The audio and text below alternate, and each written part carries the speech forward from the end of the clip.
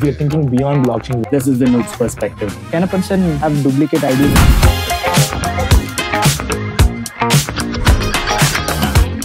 Hey guys, so today we are here having a conversation with other Ethereum and Solidity developers today to introduce Cocolang and MOI's development ecosystem to new developers and get their thoughts on it. Right, so we just go around the table and introduce ourselves. I'm Manish. I'm one of the co-protocol devs here at Sava Labs. I handle the execution and I'm the co-developer for Cocolang and the MOI Protocol itself. So you guys, this is Pranav and I'm currently working as a developer at Route Protocol team. And I got introduced with the blockchain since 1 year back. And today I'm here. I'm very excited to learn this new programming language called Cocolang. And yeah, let's see how it goes. Sure. Hi guys, my name is Akshay. I'm a design generalist for a bunch of blockchain efforts that are happening. I don't usually write code, so this is going to be quite an interesting one for me. He is the noob's perspective for... This is the noob's perspective to writing any kind of blockchain code, I guess. So welcome to the guys who've never done this before. So myself, I'm Bhim Gowda, and I'm a blockchain developer. I'm currently working as a freelance developer. Before I used to work for a company, but now I'm working for a client. It's the same thing. I'm building dApps with Solidity, and now I'm getting introduced to this new language, Cocolang.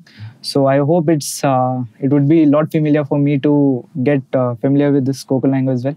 Let's see how it goes. Sweet. Okay, so let's dive right into it, right? So I'll start with the basics of what the MOI protocol is, and I'll just give you a high-level overview of what we've done that makes MOI different from the existing L1 protocols or other blockchain or distributed systems. And then we'll go from there towards how applications and developers, how it matters for developers, and then we'll go towards Cocolang and how to build logics itself, right? So yeah, so the MOI protocol itself is a context-aware peer-to-peer protocol, right? So before we talk about blockchains, the first point is that MOI enables a context-aware peer-to-peer protocol that allows for the stateful internet, right? So we're thinking beyond blockchains, we're thinking beyond just state machines and distributed systems. We're thinking about how do we enable the future of the internet itself, and that's part of MOI is part of opening that protocol up, right? So we built MOI always for the network world, where today you're seeing that everything we do today happens in a network collective effort on the internet, right? We book cabs on the internet, we book groceries on the internet. All our interactions today happen on the internet in a communal way, or in a digital way, right? So MOI is a protocol that was built for that, and it's built on a technology stack called IFPCP, which is an increment over TCP/IP itself. Okay. Right? It's a stateful internet management protocol. Okay. Right? So this MOI is built for the primitives in MOI protocol are interactions, participants, values, and the states and the participants for those values.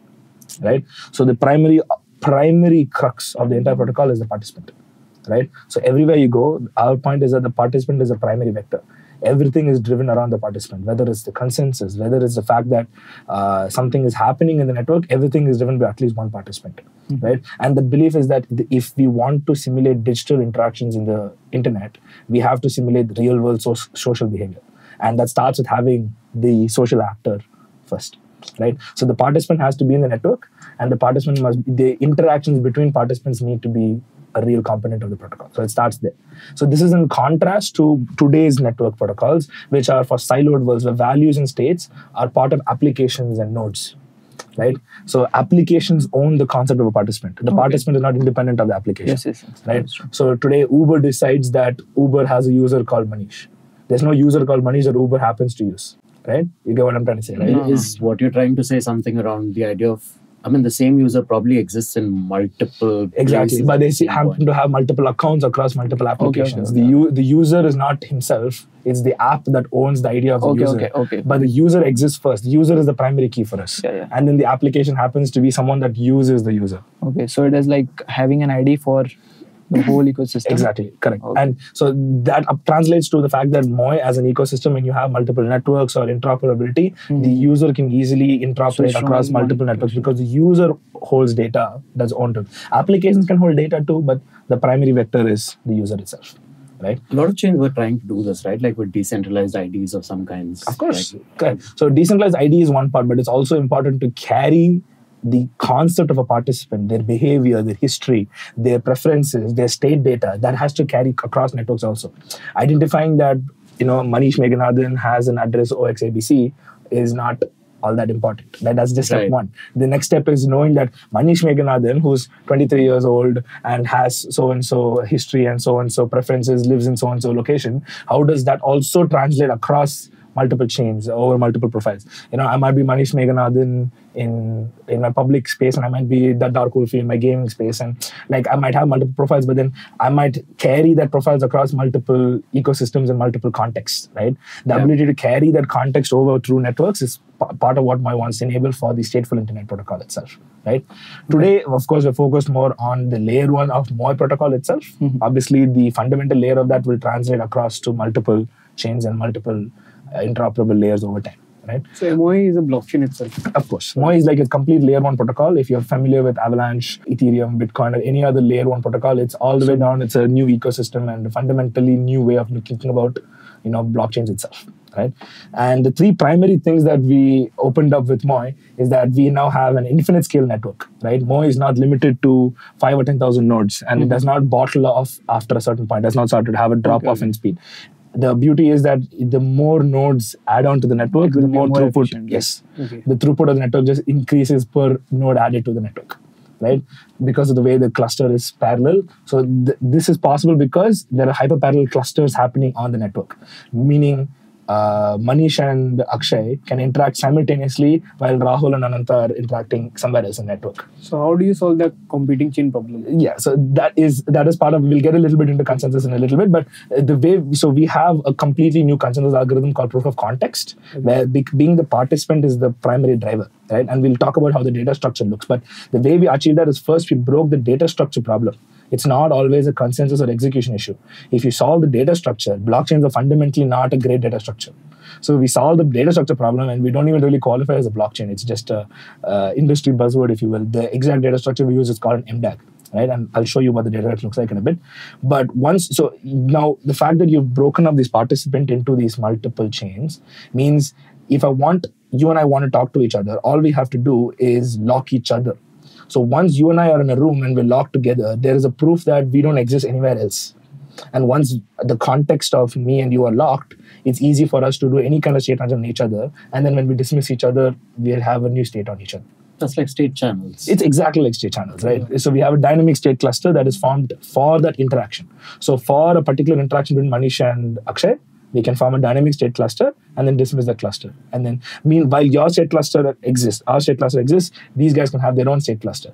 Thousands of other clusters can exist simultaneously, right? And this makes for a hyper-parallel consensus. The network is extremely efficient, which is why the more nodes you add, we can create more concurrent clusters, and therefore the network becomes infinitely scalable. Is it kind of the same concept as sharding? So the difference between sharding and what we're talking about is, if you take the idea of sharding, this is a very crude way of describing sharding, but if you think about sharding as just breaking the account space effectively, right? There are 1,000 accounts, and we're going to split that up into 100 account spaces, right? And I'm going to manage each of the 100 accounts in a separate chain, and there's going to be a central chain that is going to, like the beacon chain, it's all going to roll up into that beacon chain, and that's the primary chain. Now, the problem is someone still needs to manage who belongs to which chain. Yeah. That's what the beacon chains find. You're still ultimately relying on a central ledger to manage what I call the group management problem, figuring out who belongs in what group. So the way to do that is you come up with intelligent ways to shard, and there's application-specific sharding. That's like, Polkadot or Cosmos, where if you do an application-specific shard, then all the users of that application exist in the chain. Yeah. And or otherwise you go Ethereum, which is account-based sharding, where we just split the account. What we did is participant-level sharding, which means if you just keep sharding from 100, 10 per chain, whatever, if you just keep going, you end up with a single shard per user. But when you go a single shard per user, you come across a new, amazing emergent effect. You no longer need to manage the group, because every user is their own shard. The address is the shard. You get it? So I no longer need a central chain to manage who belongs where, which the group management problem goes away. It's an emergent effect of sharding all the way to the bottom, right? So yeah, we don't use the word sharding because it doesn't exactly describe what we're doing, but if you wanted to go from the sharding perspective, a good way to think about it is that we sharded all the way down to a single user, and every user effectively has their own blockchain. Yeah.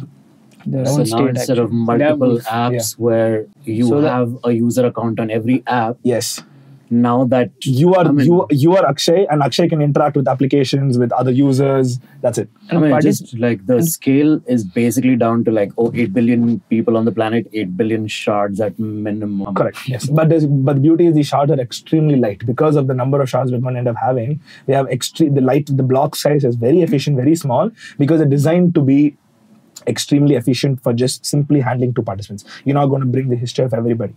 So there's a security problem to this, and this is what MDAG solves, right? If the beauty is if you have a data structure that's so shallow, which means Akshay may only had 50 interactions in his entire history.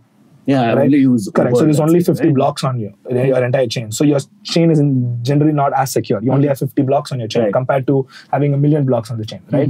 So how do you secure that? Is that every time you make an interaction, you create a cross link to the. Actually, when we go to the data structure, we can talk. We'll talk about this in a little more detail when we get to the data structure. Probably I don't want to skip forward to it, but we'll come to the security of the MDAG in a bit.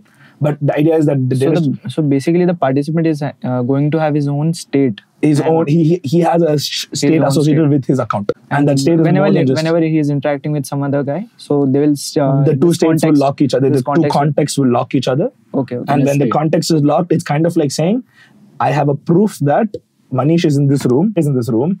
And once I have proof that they exist in the same room, I have proof that they don't exist anywhere else. Okay. If you want to, that is ZK.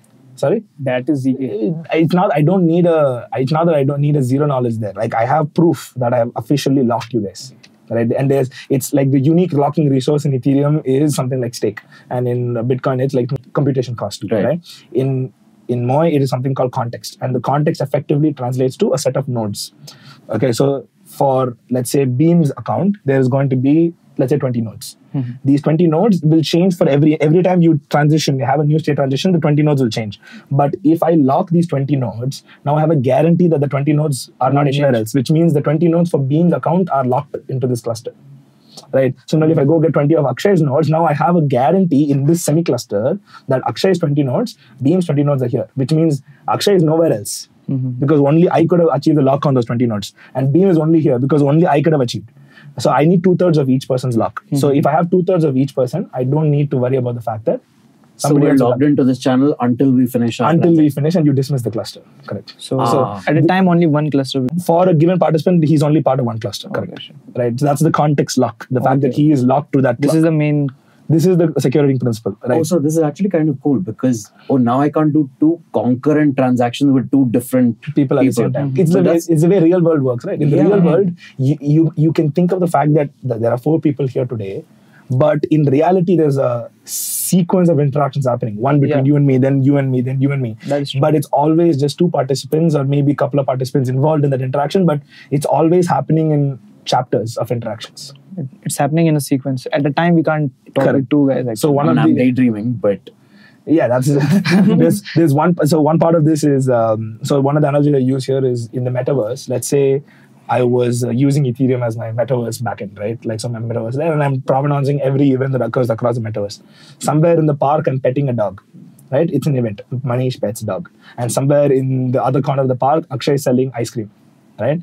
And when Akshay is selling ice cream to Beam, let's say, that's an interaction of its own. Manish petting the dog is an interaction of its own. Completely unrelated interactions. They're happening in the same park, in the same metaverse, but completely independent interactions. They still somehow need to be sequenced, right? Ethereum has to find an arbitrary sequence of events. Yes. Even if assume they happen at the exact same timestamp, down to the nanosecond. Still, one would be ahead of one. the other. Yeah, and it would be completely up to the protocol to decide just by arbitrary choices or some other random infinite choices that you cannot predict. Right? It could actually be equally likely of either becoming first. Right? So who decided that it's first or second? So they're completely independent, mutually exclusive transactions that are being forced into an order. This is actually very cool. Like the idea that the computation machine itself has to now order because like it needs to go through participants. You kind of like you're running parallel compute essentially. Exactly. The way we think about it is that we are simulating a quantum compute effect where multiple interactions are being processed simultaneously just because they exist all at once. That's very cool. So in Ethereum, basically there's a node and they keep count of it, like it keeps increasing. But here, the person is going to have the node. The person also has a nonce. The the norms- person has, but in the main context, like, does this protocol has its like node block kind of height, thing? you mean, right? So every participant has their own block height. It's in our case, it's called a tesseract, Okay. and each participant has a lattice, tesseract lattice, right? So And so there's no central block or something. there's no central chain. Okay. There are system level chains. For example, the staking contract is a system chain. There is a governance contract. There are the treasury and the inflation management contract. These are system level contracts, and those are used by multiple participants. But there are individuals exist on their own. You're not going to be talking to the staking contract often. You won't talk to it once and probably not talk to it for a very long time. So system contracts exist as high level contracts, but they're also their own participants. Like applications are also participants in our chain. Yeah. So, and now because of the consensus becoming extremely efficient, because you're running the consensus only in a subcluster, not on the 10,000 or million node network, you're running consensus on just 100 nodes, and the 100 nodes is not predictable. So today, Polygon, for example, runs the entire BFT on just 100 nodes. Yeah. Right. So if you're anyway going to run to 100 nodes, just run it to one node at that point. Right. What is the point of decentralized systems when you're running at 100 nodes? You want to be able to run it at scale, millions and billions of nodes. That's the goal. Right. So we optimize for that. So when we form these semi-clusters, which dynamically form, so it's a dynamic shard that forms for that 1 second, process the interaction. So the light's efficiency and the finality is instantaneous. So, and it's instant finality, not eventual. You don't need 7 confirmations. Okay. Right? Because the moment it's BFT based, the moment these guys come together and they achieve the consensus, the context nodes have proof that this is final. Yeah. And then the global truth propagates immediately after that. Everyone starts propagating to the rest of the network, and within a few minutes, it should be across the network. Right? I'm hoping we've got slides for this. A lot of it is going over my head. Right. So as we talked about, so the core primitive here is about context computing, which is the groundbreaking new computing idea, is that we first brought the participant as a component into the machine itself. So if you've seen Turing complete machines, they generally have where the code is, what the code is supposed to do, and the transition function for that, right? The transition function is the what, the where is where the code is, and then where the machine is at that point as reading the code, right? The lexer. So we added a component that there's a participant also in that. The participant is able to resolve Turing complete locks. So let's say the loop exists. The context of the participant can break the loop because there's an observer effect happening there. So these are all metaphysicals. I'm not going to go too deep into it. But the idea is, instead of the EVM, what we have is our ecosystem. We call it the ISM compatibility, right? So the ability to be interaction state compatible, meaning you have the idea of participants, you have idea of participant states, you have the idea of MDAGs, tesseracts. If you have these principles, you're an interaction state machine or an ISM compatible chain, right?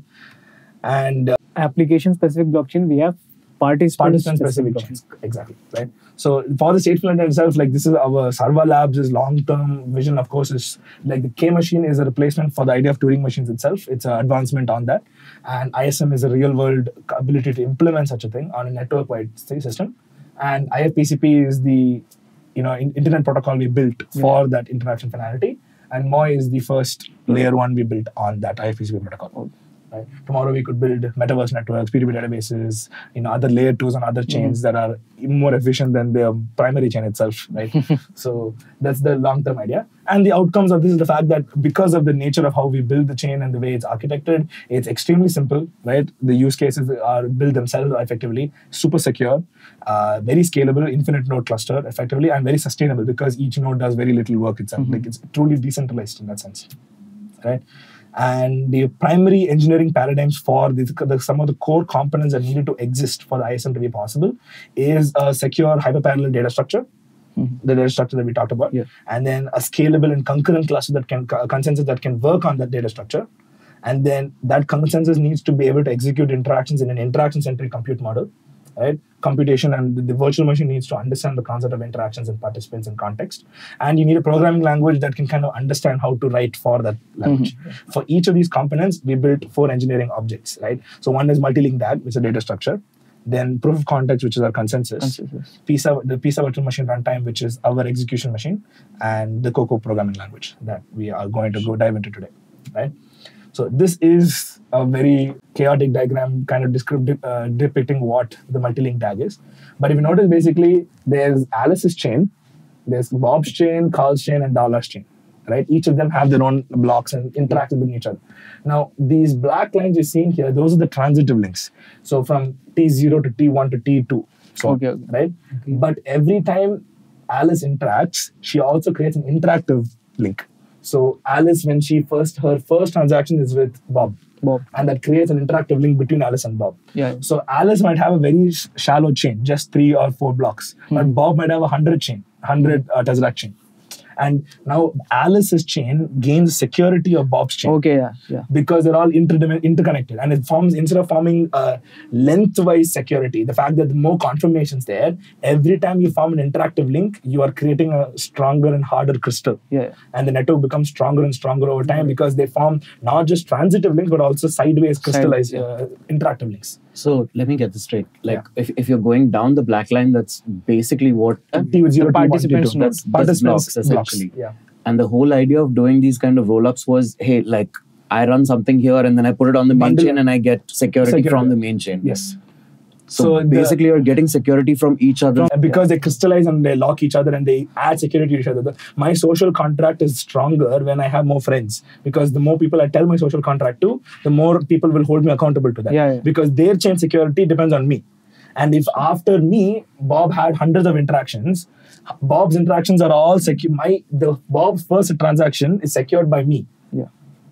Or vice versa. Because I might just have 2 blocks, but Bob has had 100 transactions after that. So I have gained security of Bob's chain on my single very shallow chain. Oh, that's insane. Oh, wow. Okay. So this multi-link DAC creates interactive links between participants and then transitive links within the participant. So does this use a lot of space or something? No, so Tesseracts are extremely light. They're not as big as blocks. They're like they're like a few KB. They're extremely efficient in the way they're structured. Just to be sure again, Tesseracts are like you're Blocks. calling these blocks Tesseracts. Yes, we call them blocks because Tesseracts are like a 4-dimensional block. And lattices are a 4-dimensional chain. So these are Tesseracts. Tesseracts and these are lattice. The interconnections that because of their like sideways also. So that's lattice. like crystal theory, like Correct. chemistry. So if you take a chain and you move it up to 4 dimensions, it's a lattice. And if you take a cube and move it up to 4 dimensions, it's So this gives proper security to this. Exactly. So you That's get the main extreme concurrency because I can individually access and manage Alice's state. But every time I add to Alice's state, I'm securing the network more and more. Yes. More the interaction, more the security. Exactly. The more height, obviously, the general principle of blockchain is if I have more height on the chain is more secure. Yeah. Right. But now if I can rely on each person's sideways links also, I'm gaining security of It other is going people's exponential now. Correct.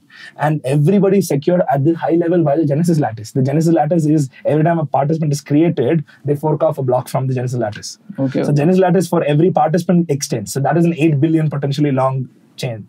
Yeah. So every participant is secured at the Genesis level. They're all interconnected up there. Okay.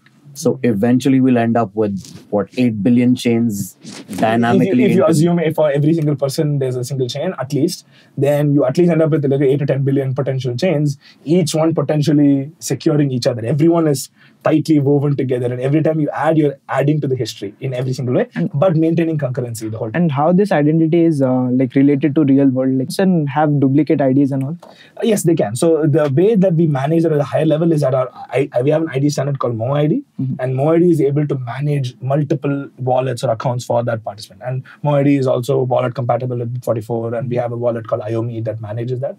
So when you have a MOI, you can use your MOI to manage your aliases, multiple accounts all at once. And you can manage their entire access using a username. But the one person is going to have only one MOI, right? Like, I don't think that's necessary. You can That's have not more what than he's one MOI saying. if you want to, or you can have multiple wallets and manage them under a single MOI. that is completely up to users. It's up to the user about how they want to manage it. They may want to have. I might want to be Manish, and I want to have multiple profiles, and I want to use those profiles independently. And I might have another account called Meghanathan, another MOID, and that Meghanathan account is managing its own set of profiles. I think what he was asking was, is it going to be like a world chain sort of a thing where all of us have to now eventually log in and be like, So hey, Iris can... the way it is like the real world lock for us is only on the validators, right? So every guardian, so the way we call our miners or guardians, so those guardians, they need to be KYC to be able to be validated. Okay. End users do not. So you as a developer and application builder do not need to worry about it. But validators, the people who are actually processing interactions, our belief is that if they're going to be processing billions of dollars of transactions through the system, they need to be real world liable. So they are KYC'd, and if they do anything bad, they can be slashed. They will have a stake also. And our entire protocol is reputation driven. So all the guardians have a reputation that manages each other's, those determine your incentives and so on. So if you end up performing not so great, the rest of the guardians can come together and decide to dox you and then reveal you and then come after you legally. The foundation can choose to come after you legally because your data, your KYC is protected, but they can't dox you if the guardians all get together and decide that they want to dox you. So I mean, there are real world consequences. There can be real world consequences apart from just slashing your stake if you choose to, because 32 ETH is not enough. Some more people who have violated the Ethereum principles have usually cost the protocol more than 32 ETH. The stake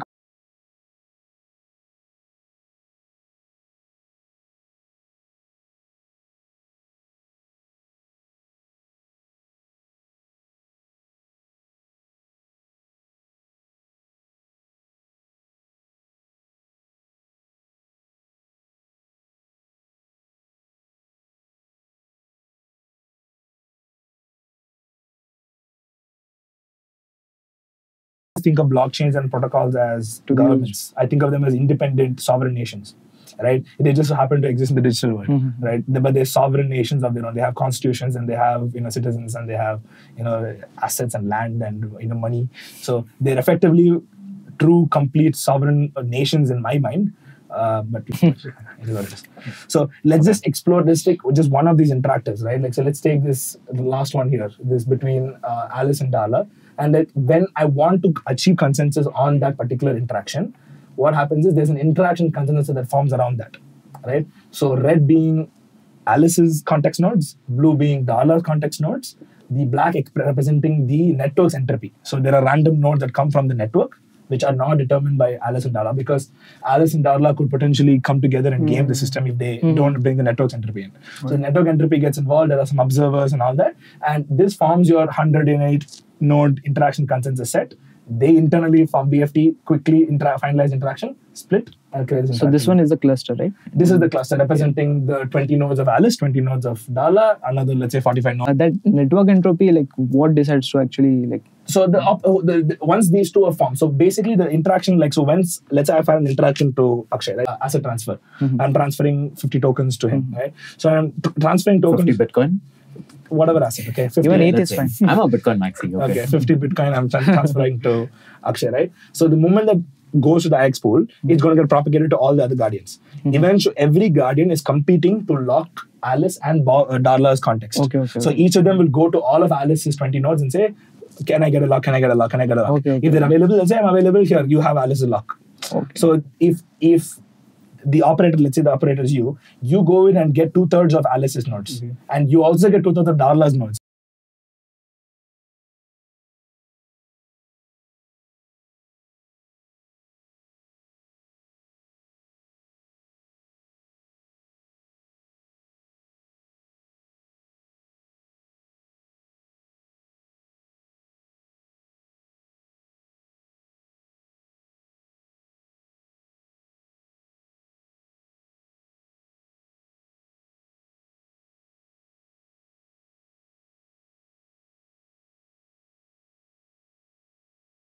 Nodes. So let's assume random nodes. 2/3 of these nodes are like blocks. No, when I say nodes, I mean peers. Nodes, like validators. Validators. Okay, I need to go. There are actual nodes associated with Alice's context, actual nodes associated with Darla's context, and then after they achieve the consensus, can we double click on that? Like, what happened? How did I get 20 nodes to begin with? So, the first time when you have your Genesis lattice, right? The Genesis lattice also has a context because it's also an account. Okay, and those are your super guardians. Okay, those super guardians cycle for every interaction. The guardians also change, right? So for every time you have a block, your context nodes shift. There's a recycle of your context nodes. They move around. So can guardians choose like which account do I need to do? So so the way you can do that is, as a guardian, I can say I'm only going to track certain accounts. Okay. So if I'm tracking certain accounts, meaning I'm maintaining the state of these accounts, then I can take part in those accounts' context. I was just asking this, like you said participant A and participant B will get 20 nodes from each. So where these nodes are coming from? Like, I'm not getting this point. Okay. So let's assume there are 1,000 nodes on a network, N1 to N1000, right? So when Alice first got created, right? Genesis lattice basically assigned from N1 to N20 to Alice. Okay. And then when Darla got started, the Genesis nodes assigned N20 to N40 to him. Okay. Right? Okay. So Alice and Darla, right? They each have from N1 to N20 and N20 to N40. They are assigned. It's like you're always born with like a family of yes. The nodes. Genesis accounts will determine who your first context set is. Also, you're never born without a context even. Yes, there's no account without context. So, for example, if I send money to an account that doesn't exist yet, right? That account gets created and context is given to that. Every account has a separate chain gets created for that. Yes, a new chain gets started for that. A new chain is splintered for that, right? And it has its own context. Okay, so I'm born and there's 20 computers, the exact number validators, we use essentially. in the protocol today, we use 36. So the context length is 36. When you're actually born with less than 36, but you grow towards 36 over your first few interactions. Okay. But eventually 36 nodes now are entangled with me and are following me around every Those time. 36 are I would call them your family. For my way of thinking about the context nodes. So context nodes is, today in Ethereum, let's say I want to know your balance, right? I'll have to basically brute force search the entire protocol to find someone who has your state. Assuming they're not all full nodes. Some of them may or may not have your state, right? Assume. And I need to find a node that potentially has your full state. I'm going to a random dude in Siberia asking for a photo of Akshay and be like, do you know him? Right? But if I really want to know about Akshay's history, I would go to his family, your colleagues, your siblings, right? So the context nodes act as people who are basically guardians of your truth. Okay. Right, and that the guardians of your truth evolve for every interaction. Right, for every interaction you have in real world, you add friends to your life, acquaintances, friends and family. Okay, right, more and more people add on to your life, and some people walk out of your life. Right, and so even these nodes can just walk off. It's not they can walk off. Every time you interact, that nodes recycle. Okay, fine. The 36 nodes associated with your address change every interaction. Okay. Oh wait, oh wow. So none of them is permanent. Yeah, sometimes. So I mean, they could recur. There is more nuance to this. Is like the context is not just 36 flat. Within the 36, also we have 3 types of among those nodes. One third of them is a moving link. So it's like let's say there are 10. I don't want to go this deep into it, but it is all there in the white paper. But there's an alpha set which moves slowly, which means we keep adding one to the end and moving one out. So it's like a FIF queue. Right? Then there's another set which gets completely changed for every round. There's 10 or 12 nodes. Those 12 nodes change for every interaction. And then there are another small, like 2, 4 or 5 nodes that can be set permanently by you. Okay, I mean, I guess I'll have to read your white paper. Yeah, so this is like the details of how the context is assigned, but you can just assume that between here and here, the contexts have changed. The nodes have changed. Right? Some of them are still the same. Some of them are moving forward between. But you can assume that the same 20 nodes will not be there in the next context. There will be a bunch of new nodes, some of the same nodes from previous, some always existing nodes, whatever. But you'll have a new node signature. You'll have instead of N1 to N20, you'll have, let's say, N15 to N30. Right? Your context set will move a little bit. Right? It'll be different is the point. So, and that's not predictable ahead of time. So even if you knew exactly who these people are at that point, you could only game 1/3 of the total consensus set. This only counts for 1/3. Yeah. Right. That's what I was coming to when I was asking you that question about how you pick those numbers. Okay. Yeah. So once I need 2/3 of Alice, I need 2/3 of Darla. Right. But now once I have Alice and Darla's total nodes, those nodes together, let's say I assume I got 20 of Alice nodes and 20 of Darla's nodes, right? Out of the 30 nodes total. Now I have 20 each. That 20 counts for 40. So that 40 nodes cannot be more than 2/3 of the total cluster size. So we get another 1/3. So another 20, 25 nodes, and they are your random network entropy nodes. And now you have a network with a cluster which is truly Byzantine fault tolerant. Because you brought the context to prove that Alice is in this cluster. But you've now also brought people outside of Alice and Darla who can kind of be like your objective intermediaries. And they're your network assigned randomness that you cannot game. So like let's go back to that park analogy. Like you're petting a dog and someone's selling ice cream. So the ice cream seller and maybe 20 people around him are there, and then the dog and other dog walkers there. These other 40 people are just random 40 people in the park.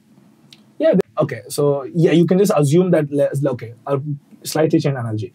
Me petting the dog, right? There are a random 40 people around the park watching. Just doing their own thing, but there are at least 40 people who have maybe by the side of their eye observed that, oh, Manish petted a dog. They are the confirmers of that. They just happen to be there in the nearby and they got pulled into a random interaction. Cool.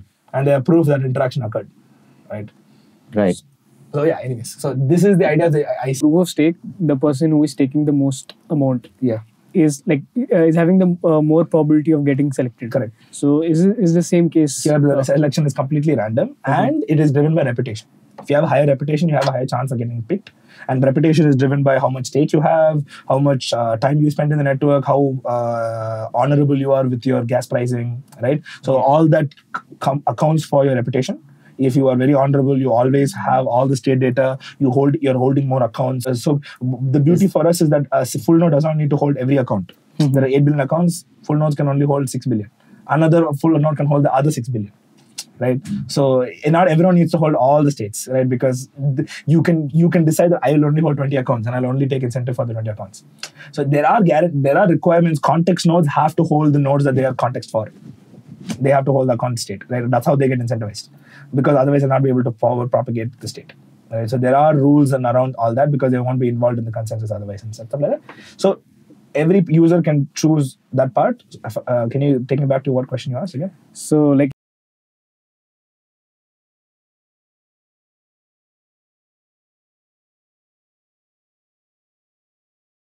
Network honors you have, like how many times you've said I'm going to maintain this fuel price, and have you actually maintained that fuel price, right? How many blocks you're finalizing, how many accounts you're holding, all of that will determine your reputation over time. If you start becoming malicious and you start charging atrocious fuel prices randomly, or you charge randomly refusing interactions that are supposed to be in your context, then over time your reputation will start dropping, because you're not interacting. So this will be decided by the protocol? Yes, again, these are all driven by the interaction consensus set, right? So for example, you are Alice's context node, but you have not participating in any of Alice's interactions. Then over time your consensus will start falling, because the other guys will judge you. The other context nodes in Alice's context will judge that you're not joining.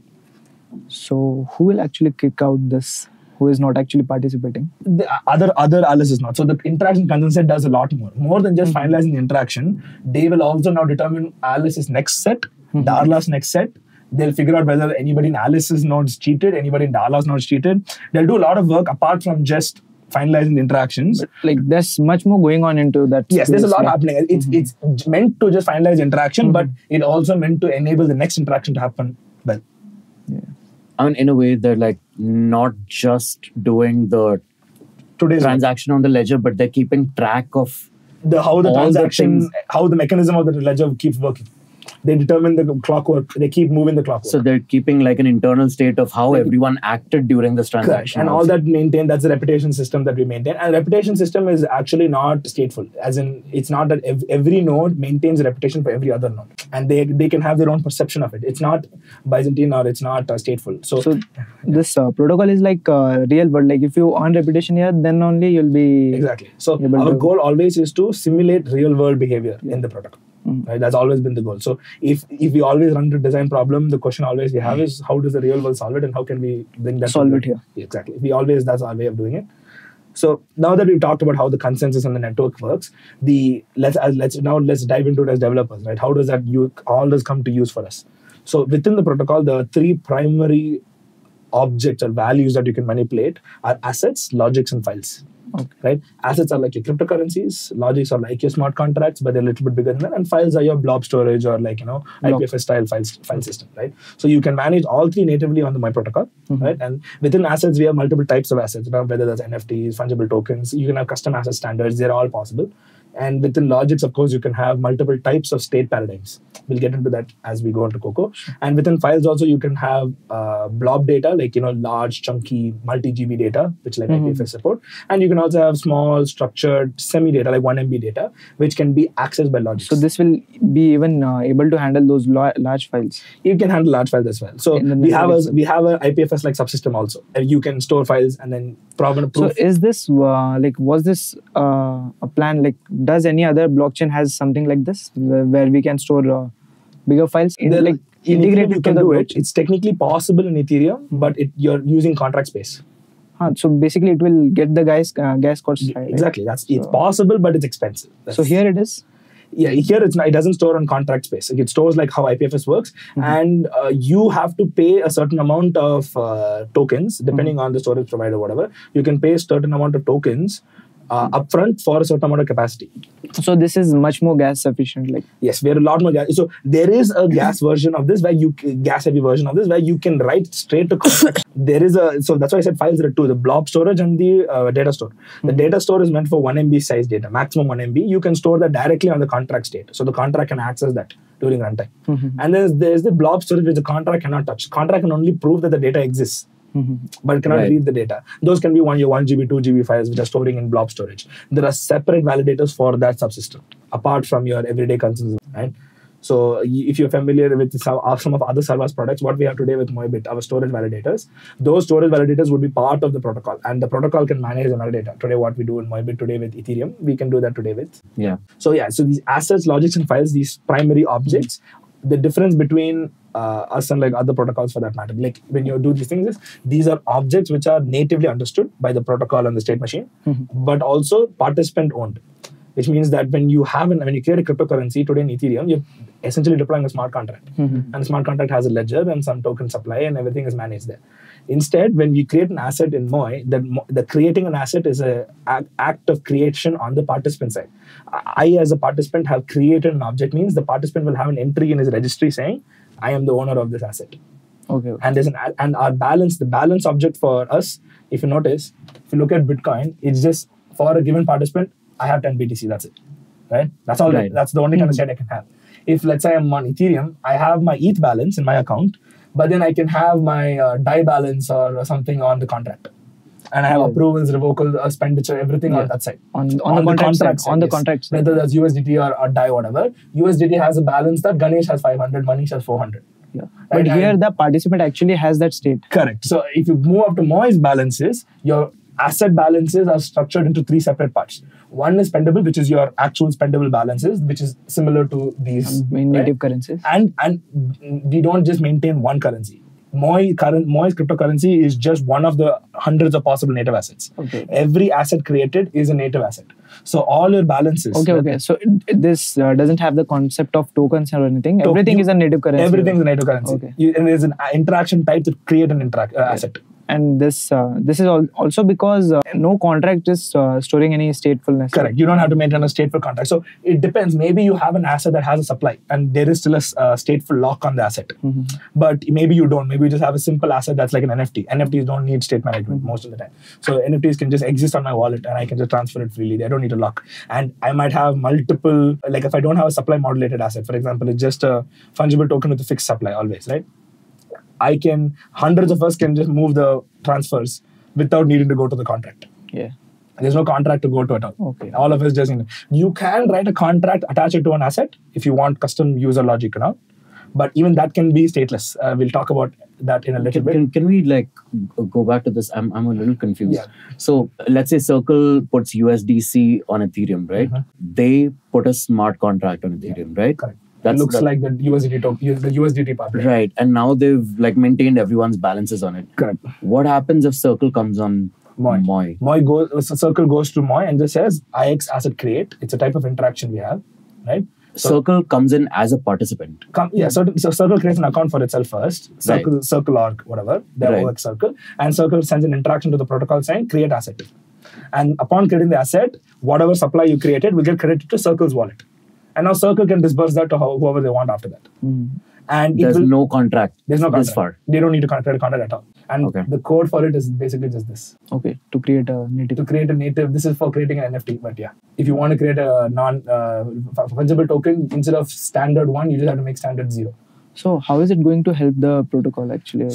So the beautiful part is now there's no contract. So you don't go to the smart contract for everything. Ethereum's solve all problem is deploy a contract. It will solve the problem. But this is very gas inefficient, right? There is a stable fixed cost for transferring native tokens. Okay. And you get just like Ethereum. Yes, and you get the native stability of transferring the system token. So transferring an Ethereum to each other, for us, transferring MOI or whether transferring MUSD or Money's token, equally secure. It's exactly the same. There's no special purpose. The MOI token is only special because certain contracts accept MOI token as staking money of our governance. That's it. It's just certain contracts recognize it as a special token. But the system does not see the MOI token as anything special. Okay. It's just another token. So there could be any malicious token like we had in Ethereum.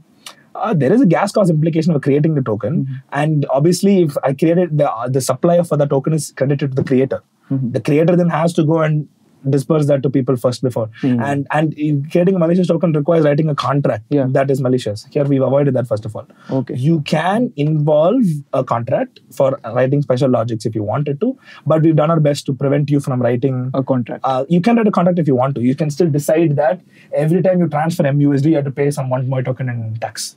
Okay. Your contract can become like a tax collector. Like, oh, you want to transfer MUSD? That's fine. I charge you 1 MOI token per transfer. So guardians can be rewarded in any of the tokens only. They're generally rewarded MOI tokens, Okay. But theoretically the protocol could support anything. It's just that the incentive token, the treasury token, they're all designed for the MOI token, but it doesn't have to be. It has to be started with someone. That's why MOI token is there. Yeah, it's just that we need a token that we can govern. But we could potentially call that, we could have MOI token, a KMOI token, a BMOI token. We could have 100 MOI tokens and decide that we're going to use BMOI for incentives, we're going to use KMOI for gas. We could do that if we want to. We just that, why bother with all that? There's a MOI token that we use generally for system level stuff, and you guys can create a token which is equally secure. Right? Again, I'm seeing a real world parallel where it's like, we prefer to use USD, but hey, you could like trade in rubles, you could trade in INR on the same forex exchange between countries. But like, hey, like if you want to buy stuff from the US or if you want to like, then So you only need to deal with the governance, like the contract of the US dollar. Let's say US dollar in the real world, the contract of the US dollar is the US Fed. So only when you want to exchange dollar for gold or dollar for the stocks or bonds, you go to the contract. But when I'm just transferring between you and me, I don't need to talk. The contract doesn't need to know. The contract already issued the currency to me. The currency is mine now. That's the whole point of Bitcoin, right? Like self-custody or... Exactly. Bitcoin, that works because Bitcoin only has one asset and manages one asset. But the moment you want multiple assets, Bitcoin falls short there. That's where we solve the problem, where multiple assets can exist simultaneously in your account. So there's a combination of like what Bitcoin had and what Ethereum had. We found the right. I would say we took Bitcoin and then elevated it to what it could be. Yeah. Ethereum went down the smart contract path, which I'm personally not a fan of. Yeah. Right. So because I'll give it to you like this. Assume there's a vulnerability in the USD contract, right? If I hack the contract somehow and I manage to deplete all the reserves, I somehow change all the balances zero and set mine to 10,000, gone instantly. But now if I want to hack the MUSD token, I have to hack 10,000 independent users. I have to break 10,000 independent chains, which is more likely. One vulnerability on a random smart contract written by developer or protocol level code that the whole lattice. That is true. The entire crystal lattice, you have to violate that for 10,000 users. That is not possible. It's extremely difficult, right? As you need a quantum computer to potentially break that level of security. You cannot do that realistically. And translating that forward, we also manage approvals also within the participant account. You don't need a contract. So I can manage approval for MOI tokens that Rahul can spend on my own account. I can assign to myself, I'm approving Rahul to spend 500 MOI tokens on my account. This is that multi-sig stuff. Not just multi-sig. Today in Ethereum, if I go to an ERC20 token, I can say that here I have a balance of 200. I can set an approval that Rahul can spend 100 of that or whatever. Okay. So I can now move out of the protocol level for all my assets. I can decide that. And above that, one more thing we can do is we have lockups. So this is our way of managing more secure staking also. Assume today you stake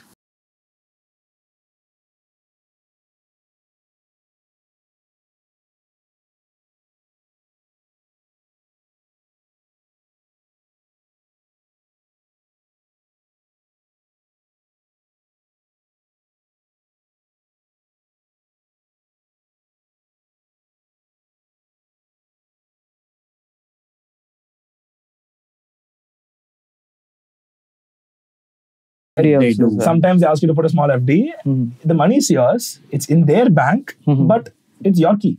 They just need to know that, okay, you have an FD in my bank, and if I know you have an FD for 3 years. I mean, I don't actually give the FD to them. Yeah, you just create an FD. They just need to prove that you... Sometimes they have this FD-backed credit cards and all. Correct, where you put the money and the money won't come back for 3 years, whatever. Yeah, but the guy who's issuing the card and the guy who's taking the FD are still different people. It depends. It varies depending. Yeah, right? but the goal ultimately is that the FD is I think what he's meaning is, like, I don't give the money out to... Let's say Manish is my bank and I'm asking for a credit line from him.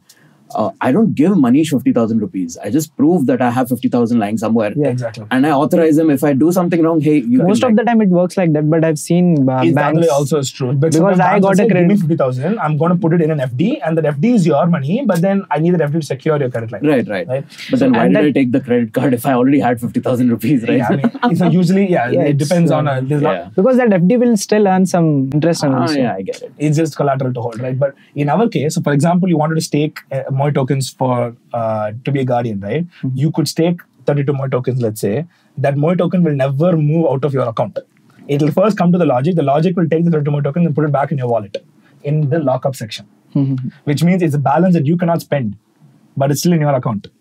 The logic just maintains a record that I took 32 tokens on you. So I could hack the staking contract and there's no money in it. No honeypot. Because again, I would need to hack 10,000 independent accounts to crack that. That's beautiful actually. Right. So this just honeypots are impossible in MOI. Of course, it's possible if you want to. Wallets can hold money if they want. Contracts can hold money if they want to. But that is, we have an optional design paradigm. Not the contract. You mean the participant who is owning the contract will hold the money, right? No. The logics have their own. Logics are also independent accounts. Oh, logics Just like- are also participants. Just like in a way. they're not participants, but they are accounts. They do have their own lattice. But you Got can it. count. Whereas Ethereum also, every account, Contract is an account So actually. contracts are system accounts and participants are external node accounts in Ethereum, right? Same principle, but the difference for us, the way when I define a participant, the account has a MOI ID. That's the difference. Oh, by the way, the thing that you talked about balances, it just reminded me. It never made sense, but it kind of does now. A lot of banks have your balance and your withdrawable balance, Exactly. right? Like they're two different things sometimes. And sometimes they've locked up part of this saying like, hey, this is your cannot- this EMI part payment, you this can't is your spend minimum this. balance, you can't spend. Yeah, that I can have all kinds of security model there, right? And the locking is managed by logics. So OX staking is locked in MINR. So if I want to withdraw that money, I got to go back to OX staking and say, oh, I want to unstake. And okay, like here's the money back. It can remove the lockup and put it back to your balance. But that money is deducted from your spendable balances and moved to your lockup balance when that happens. It's like I have 3 different kinds of accounts. Three types of, within- yeah, it's all my asset variations, right? So this is just assets when we talk about it. And to create, like I said, to create an asset, this is the JavaScript code using our JSMO SDK. It's extremely simple. You just create an interaction type. This is JavaScript code This actually. is JS, yeah. Yeah, this is This is using the JSMO SDK. The SDK we have is open source. You can. So we can build a token just with pure JavaScript. That's it. You just write this one line. So that's all it takes. Just that Okay. one piece of code, and you have an asset created. The first thing I want to I bring up here is that we have multiple types of interactions. Right? Interactions in my ideology. So we don't have a general transaction object like Ethereum has, but for an object, but every interaction object has an interaction type and a custom structure appropriate to that type. Right? And the reason we do that and the philosophy for this is, ant colonies today, they only have 4 or 5 chemical signals. Right? Yeah. And just with 4 or 5 chemical signals, they're able to build sufficiently advanced underground cities. And the general idea is that the human society today, if you remove all language complexity and barriers, you just needed a minimum number of words to describe all the stuff we do, you could make do with just probably, I think, 600, 700 words. You don't There's need actually some truth to yeah, that. because like- I can describe a spaceship as a box jump sky. Box.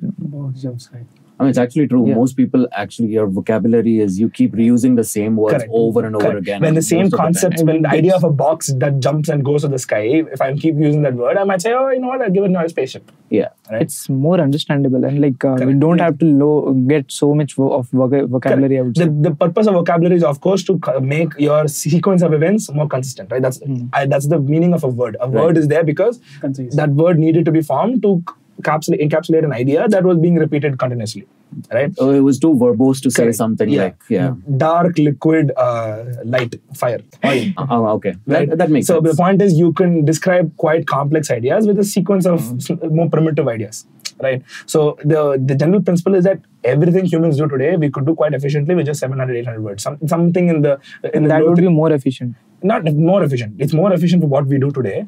The language barriers are a separate problem, but we could sufficiently achieve the same level of complexity with just 700 words. It would just take longer to It communicate. will just take longer. It might take a little bit. It might be It less might be efficient. confusing at times. Confusing may be there, but that's confusing is a matter of perspective. If you get used to it, it might be easy. But the point is, 700, 800 words can sufficiently express complexity. I don't need more than 800 words to express the entire depth of human knowledge. Sure. Yeah. I'm like, BSOD is like a very short way of saying a lot of things into my fucking computer. So that same principle we apply to the network level stuff here, right? So in Ethereum, the way they say Turing completeness of the protocol is achieved because they have a Turing complete runtime, which allows infinite loops and all kinds of dangerous security measures. The fact that a contract can create a contract creates all kinds of vulnerabilities in it. So we avoid all that by saying the runtime, PISA, is not Turing complete. You cannot do infinite loops. You cannot do random jump guards. You have, when you access storage, there are very specific rules in the way you access storage. You cannot have infinite, like you can't run unconditional, unbounded loops. So there's a lot of protections built into the protocol, and you can't do exception overflows. These kind of like integer overflows now cannot occur on PISA. Right? Okay. So there's a lot of protections that we do to avoid all this unsafe coding behavior at the virtual machine layer. So, but we still need a Turing complete protocol, right? So how do we achieve that? So the way we do that is that we use interactions as an expression of Turing completeness at the ISM level, right? So the entire network is a virtual machine, and interactions are opcodes that achieve Turing completeness. You want to create a new logic. Computers have three primary principles, right? They need infinite memory. They need the ability to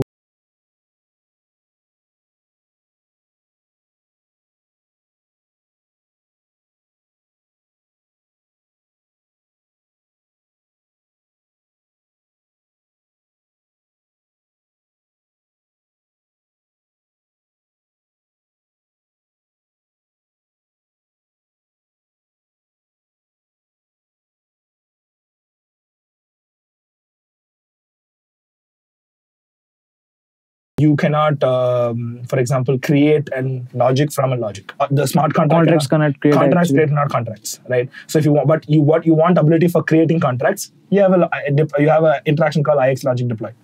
Okay. Right. So the Turing complete is not at the runtime level. The Turing complete is at the network level. Right. So this is how our interactions, I would think of them as opcodes on the virtual machine of the network. So we don't go around saying PISA and this Turing complete layer is at the protocol or the smart contract layer. When it comes to the assets, of course, today in the Babylon testnet, we support two types of asset standards, MA 0 and 1.